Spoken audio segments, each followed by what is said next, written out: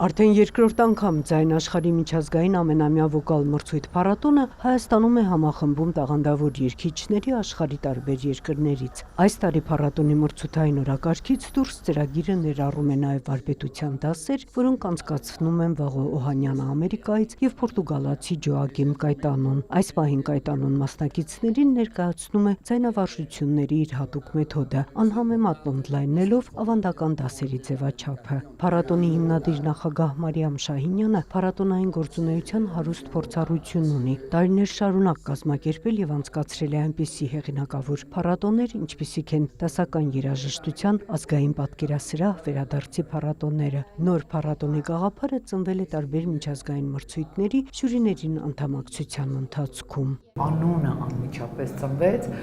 ձայն աշխարհի, ոչ թե աշխարհի ձայնը, այլ ձայն աշխարհի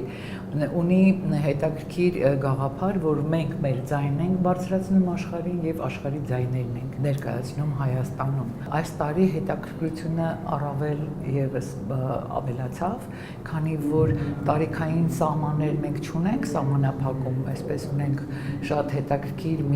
հետաքրքիր պոստ, որը անվանել ենք 5-ից 99 տարեկան, այսինքն մենք հնարավորություն ենք տալիս տարբեր տարիքային տաղանդավոր մարդկանց մասնակից դառնալ այս Voice of the World-ին։ Փառատոնը հետաքրքիր ստեղծագործական ուղի է հարթում երիտասարդ մասնակիցների համար եւ շատ երգիչներ, որ մասնակցել են առաջին փառատոնին, սիրով վերադարձել են Երևան, փաստելով նաեւ իրենց ստեղծագործական վերելքը։ Կան երիտասարդ տաղանդավոր կատարողներ, որոնք մասնակցում են այս փառատոնին, շատերը երկրորդ անգամ վերադարձել են, ավելի ուժեղացած ու զարգացրած իրենց հմտությունները։ Մենք Բուլղարիայում գիտենք, որ հայերը երաժշտական պատրաստվածության ու ձայնի շատ բարձր ցուցանիշ ունեն, ուստի նման համագործակցությունը միշտ էլ շատ հետաքրքիր է։ Ձայն աշխարհին մի նախագիծ է, որում ձայնը վերածվում է արվեստի եւ հաղորդակցության ունիվերսալ լեզվի, փառատոնը դարձնելով ոչ միայն մասնագիտական մրցակցության, այլև ստեղծագործական նոր գաղափարների, գործակցության եւ նոր ծանոթությունների գործուն հարթակ։